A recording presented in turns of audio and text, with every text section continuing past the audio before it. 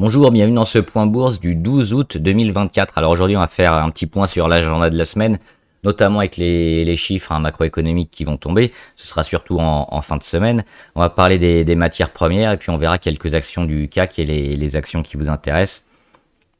Comme d'habitude, avant de commencer, je rappelle que les informations et analyses données sur cette chaîne sont données à titre indicatif et ne peuvent pas être considérées comme un conseil en investissement. L'investissement en bourse est risqué et vous êtes responsable de tous les investissements que vous faites. Alors on va commencer par les chiffres qui tombent et notamment, alors aujourd'hui on a eu un rapport, le rapport mensuel de l'OPEP et dernièrement avec la réunion où l'OPEP, donc c'est les pays producteurs de pétrole, l'OPEP et l'OPEP+, les principaux pays donc qui se sont entendus pour augmenter la production de pétrole. Ça veut dire qu'ils espèrent évidemment en vendre plus, en absolu évidemment, mais en relatif aussi, toujours d'avoir un pétrole relativement cher. S'ils veulent augmenter la production, c'est parce qu'ils tablent. Alors c'est à partir d'octobre, c'est pas tout de suite, donc mais ça va venir vite. On est en août, donc septembre, octobre, c'est dans 2 mois. C'est parce que l'OPEP table sur une reprise de l'économie après la rentrée. C'est-à-dire que la demande qui est relativement moyenne depuis quelques temps, notamment en Chine, mais aux États-Unis, on voit le ralentissement arriver, pourrait repartir. Donc c'est intéressant de voir quand même l'OPEP qui parie comme ça sur un retour un peu de la croissance et de la demande d'ici à 2 mois. Donc ça peut être intéressant d'avoir toujours ça dans un coin de la tête et de voir. Alors ce sera évidemment à réajuster. D'ici là, ils vont peut-être réajuster leur production et leur éventuelle hausse ou pas, mais c'est ce qui est prévu selon les chiffres. Mais les derniers chiffres qui ont été annoncés, notamment aux États-Unis, étaient plutôt corrects et la baisse des taux devrait aussi aider. Donc on verra ce que ça va donner ces prochains mois, mais en tout cas on en est là actuellement. Un petit point sur mardi. On aura quelques chiffres, notamment l'IPC en Allemagne, mais on va se concentrer à 14h30 sur les prix à la production aux États-Unis. Plus 0,2 le mois dernier, plus 0,2 attendu. Donc là aussi, ça permet de mesurer l'inflation et de confirmer la baisse des taux. Notamment, mercredi, on aura l'IPC en France. On est à 2,2 sur l'année, on attend 2,3. Donc léger rebond de l'inflation, mais on est très proche des 2. Donc c'est plutôt toujours favorable en France. Et puis l'IPC aux États-Unis à 14h30. Là, on est à 3%, c'est un peu trop quand même. On verra où en sera l'IPC donc mercredi. Ce sera un chiffre très très important, 14h30. S'il y a des écarts importants sur les chiffres annoncés, c'est-à-dire 3%, on peut avoir des grosses variations et beaucoup de volatilité sur les marchés. Jeudi, on aura la production industrielle en Chine à 4h du matin. Ça peut être intéressant aussi de voir. Pour l'instant, le marché chinois a toujours du mal. On attend toujours ce redémarrage qui met du temps à venir. Et puis 14h30 aux États-Unis, c'est là le gros de la journée, le gros de la semaine. Vente au détail, inscription hebdomadaire au chômage, indice manufacturier Fed de Philadelphie, vente au détail principale et production industrielle. Donc entre 14h30 et 15h15, beaucoup de données. Et là aussi, les marchés vont les interpréter et vont aller dans un sens ou dans l'autre probablement, selon les chiffres annoncés. Et enfin, vendredi, on aura notamment les anticipations d'inflation, toujours, pour voir où va aller l'inflation, plus ou moins 3%. C'est toujours un chiffre qui va être très scruté. Retour donc sur les matières premières et le Brent avec, on l'a vu depuis ces derniers jours, une hausse du prix qui pourrait aller à contre-courant un peu de ce qui serait plutôt logique, parce qu'on va avoir une hausse de la production du pétrole, donc mécaniquement un prix qui devrait s'ajuster vers le bas, mais on joue plutôt la relance, on joue plutôt la résilience de l'économie et la croissance, peut-être le retour sur beaucoup de pays. Donc c'est plutôt ça qu'on a joué ces derniers jours, avec un retour, on le voit, un rebond ici, et puis finalement un retour vers le haut. Alors on n'est pas encore dans une séquence haussière, on l'aura certainement. Si on atteint les 82 et qu'on frôle les 84, là on pourra se dire, oh là, le pétrole augmente, il y a véritablement une demande qui est très forte et une reprise économique. On n'en est pas encore là. Là, on est juste dans du petit rebond, dans quelque chose d'intéressant, mais ça note quand même la force et la résilience du marché, hein, qui est toujours plutôt intéressant. Donc toujours ça c'est pour les indices aussi, mais pour les gros leaders de secteur, hein, peut-être à privilégier toujours ces prochains mois parce que la tendance est plutôt bonne finalement. Un petit point sur le cuivre.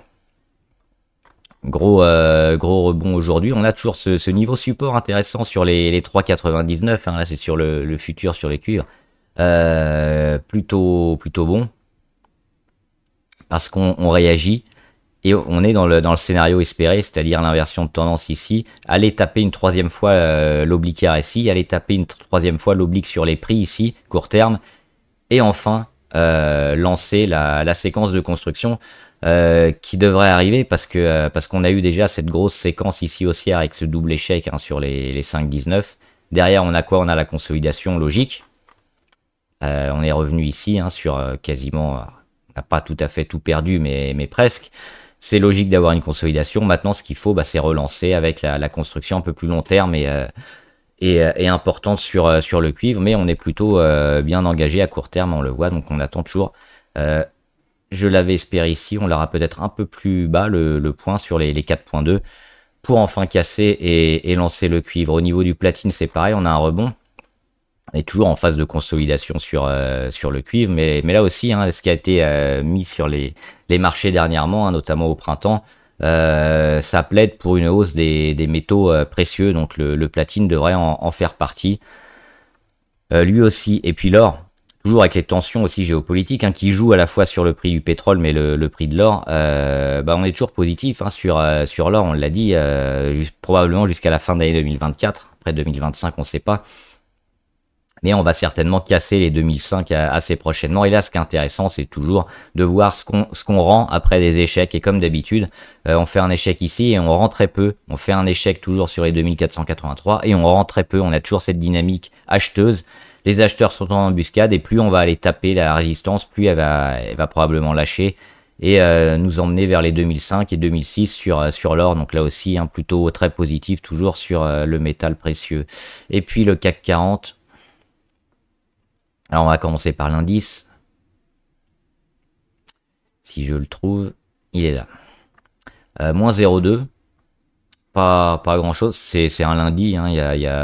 Dernièrement, on a toujours peu de chiffres intéressants et ça bouge assez peu finalement le lundi. On était sur ces niveaux-là. On avait parlé des 7003 à dépasser pour peut-être relancer quelque chose. On l'a pas pour l'instant. Hein. 7003, on les a frôlés. Aujourd'hui, on a fait quoi?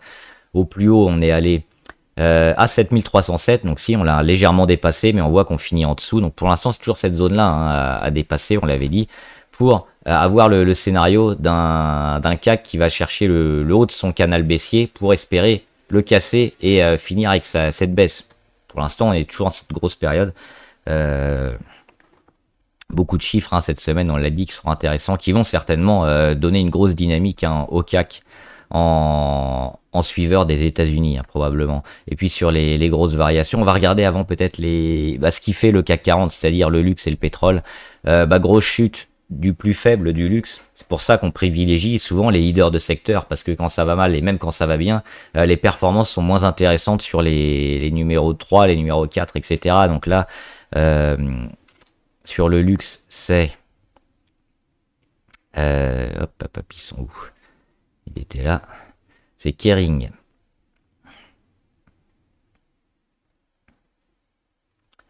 Qui perd 1,85%. Et qui est toujours, on le voit, hein, ça c'est même plus une tendance, là, c'est un sport national, c'est d'aller toujours de plus en plus bas sur Kering, hein. On met des gaps baissiers qu'on n'arrive jamais à combler, on fait des échecs sur les moyennes les plus longues et on est toujours baissier, donc il n'y a rien à faire pour le moment, hein. Le jour où on commence à combler un gap baissier qu'on a créé, on pourra peut-être se dire que la baisse est finie. Donc là, ça veut dire pour Kering, hein, revenir sur les 296, on va dire les 300 pour arrondir. Pour l'instant, c'est baissier. Alors peut-être qu'on aura une période un peu de support qui va durer, qui nous permettra éventuellement de rentrer pour jouer ce rebond technique. Mais pour l'instant, il n'y a rien à faire, hein, c'est pas intéressant. Kering, c'est une catastrophe. Il faut éviter. L'Oréal aussi. L'Oréal, le directeur général nous avait prévenu. Le marché le confirme. Le luxe a du mal. Ça baisse. Alors L'Oréal, ça reste une super entreprise, hein, plutôt intéressante. C'est pour ça qu'il faudra y revenir probablement. Mais pas jouer contre le marché, attendre que la purge se fasse, hein, sur L'Oréal. Et moi j'avais noté ces niveaux-là, notamment les 360. C'est ici, hein, dans l'ellipse, parce que c'est un super support, on en avait parlé avec le W, là. Résistance, résistance, résistance, résistance, hop, on casse, support, support, support. Donc c'est vraiment la zone à jouer pour le marché, je pense, c'est 360. On risque d'avoir encore quelques semaines de baisse et probablement enfin repartir sur L'Oréal. Donc là, évidemment, c'est encore trop tôt. Et puis les deux gros, à savoir LVMH, qui bouge pas, moins 0,14, mais là aussi, hein, on a peut-être un support un peu plus bas à aller jouer. On le voit, hein, on est toujours derrière, sous cette oblique-là, donc on va éviter. Et puis le CAC va avoir du mal à monter, hein, sans cela. Donc pour l'instant, en mode observation, mais on voit qu'on n'est pas loin. Hein, mais tant qu'on n'a pas cassé, tant qu'on n'a pas mis une dynamique haussière, la tendance reste négative. Et puis Hermès, c'est probablement le plus intéressant, le plus fort, hein, sur le luxe. Ils perdent aussi 0,50. Ils sont en train de jouer justement cette zone-là, les 2014, la zone support-résistance, qui est vraiment super bien marqué sur Hermès. Si on arrive ces prochains jours, et les chiffres économiques qui vont tomber, s'ils vont dans le bon sens, ça va aider Hermès, c'est-à-dire confirmer au-dessus des 2014, avoir quelques journées au-dessus. Le CAC pourrait faire un rebond, c'est ça, je pense, qu'il va falloir surveiller, hein. Ça sera suivi aussi par LVMH, mais cette zone-là, est-ce qu'on arrive à la passer, est-ce qu'on arrive à construire au-dessus? Et là, on pourra repartir, on sera en direction du mois de septembre et ce sera certainement beaucoup plus favorable. Mais là, on est en train de le jouer, donc on va pas jouer au devin, on ne sait pas si ça va tenir ou si on va casser et puis finalement aller vers les 182 pour 1825 pour combler le gap. Mais c'est une semaine qui va être intéressante et peut-être décisive, hein, sur beaucoup de valeurs. Et puis Total, on a parlé du Brent, hein, au début. Total qui suit le Brent, qui suit l'OPEP, qui suit la possible augmentation de la demande. Donc forcément, on a un rebond. On revient sur des niveaux clés. Est-ce qu'on va réussir à embrayer ou pas? Je pense qu'on aura cette réponse, hein, tout au long de la semaine, avec déjà mardi et puis mercredi, jeudi, la finalité. Alors peut-être qu'on n'aura pas la totalité de la réponse, c'est-à-dire on aura des chiffres plus ou moins attendus et pas très marquants, mais si on a quelque chose d'intéressant, potentiellement un redémarrage ou pas, mais là on le voit, on est toujours dans cette période de conso sur Total. Total qui fait partie des valeurs plutôt fortes, et là on est plutôt sur le bas, donc éventuellement si on a des risques à prendre, on peut éventuellement s'investir sur Total et jouer ces actions-là qui sont relativement fortes, on le voit, et qui arrivent, hein, sur des niveaux de support et sur le bas du canal.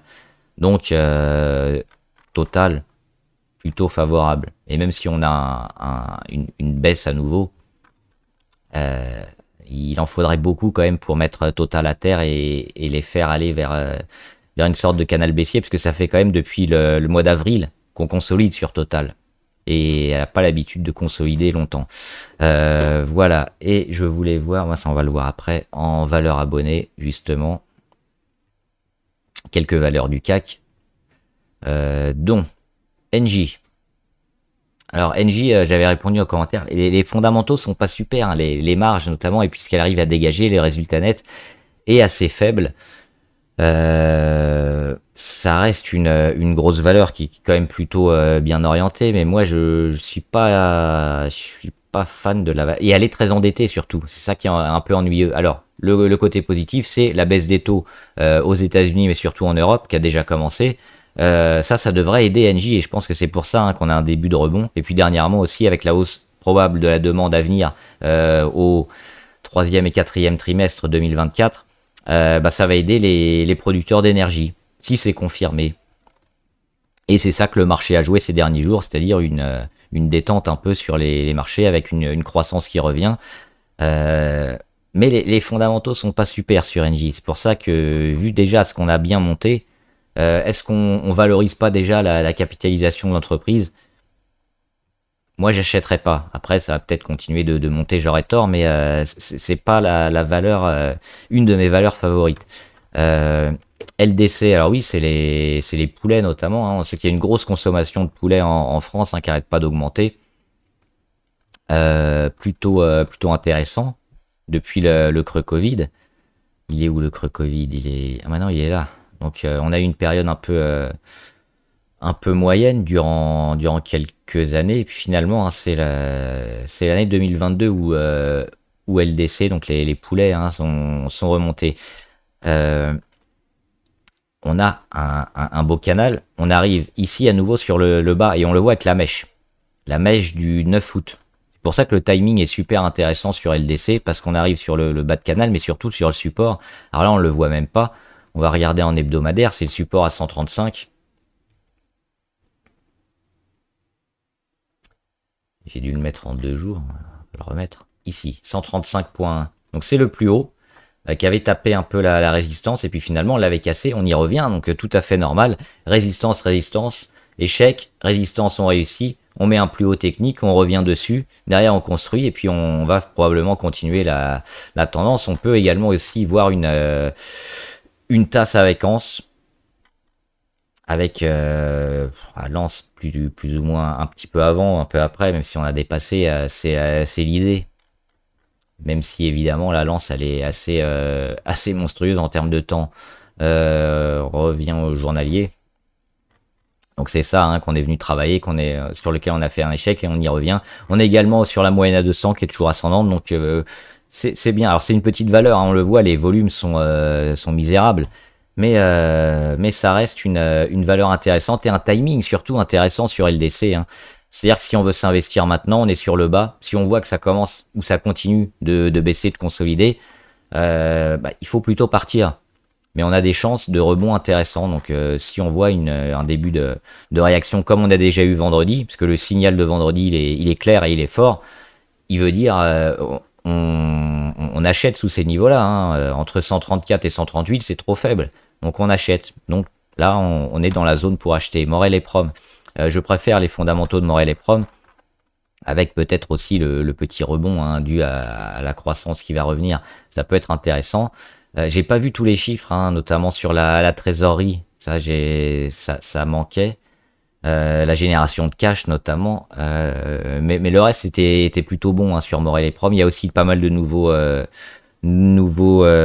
gisements qui sont exploités. C'est intéressant. Maintenant, au niveau technique, il y a un petit bémol quand même, c'est cette séquence-là où on vient sur la moyenne à 200 et on casse. Alors derrière, qu'est-ce qu'on fait? On réagit sur un support tout de suite. Ça annule un peu ça, mais tant qu'on est en dessous, il y a un risque de dégradation qui dure des mois. C'est pour ça que moi je suis pas fan. Par contre, si on revient rapidement sur les 5.7, ce serait favorable et je pense que vu la configuration avec les niveaux techniques de MACD et de RSI, ce serait un point d'entrée intéressant. Donc ce qu'il faut, c'est revenir là, jouer la moyenne à 200 et puis se maintenir au-dessus. Parce que potentiellement, on a ce scénario qui peut être un peu traître, c'est-à-dire revenir là.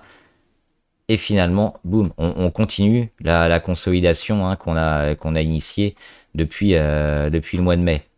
Donc ce qu'il faut, c'est revenir ici sur les 5.7, 5.8, tenir. Et si c'est le cas, oui, là on rentre Twax. Twax, ouais, plutôt long terme. Alors évidemment, hein, sur les 3.6, 3.7, c'était intéressant. Maintenant, revenir peut-être sur des niveaux bien joués comme les 4.6, hein, ici, cette zone-là, a été pas mal jouée par le marché, mais on n'en est pas loin. Donc quand on joue en long terme, finalement, on perd pas beaucoup en termes de pourcentage. Il y a 7% sur une zone d'achat qui serait logique ici sur les 4.7. Donc techniquement aussi, c'est un peu ennuyeux parce qu'on est un peu haut niveau MACD et RSI, mais on n'est pas loin. Donc éventuellement attendre. Alors si on veut attendre, c'est toute cette zone-là, hein, qui est peut-être à remonter ici, à jouer et à casser pour se réinvestir. Donc attendre une conso si elle a lieu pour rentrer. Mais moi, je pense que si on croit à la valeur, on peut rentrer éventuellement dès maintenant. Valeo, Valeo, c'est moche, on évite ce genre de choses. Il n'y a que du rouge, il n'y a que des cassures, il n'y a que des échecs sur les résistances et les moyennes. Il faut pas jouer ce genre de choses, même si on a comblé le gap baissier.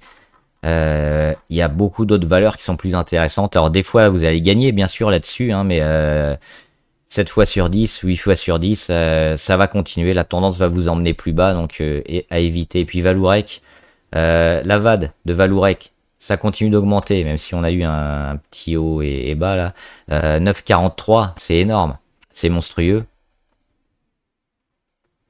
Et on va parler d'ArcelorMittal parce que ce qui était ici le chandelier du 26 juillet, qu'on aurait pu prendre peut-être pour du rachat de vente à découvert qui a finalement pas eu lieu, on l'a vu hein, sur la vente à découvert, elle est toujours plus importante.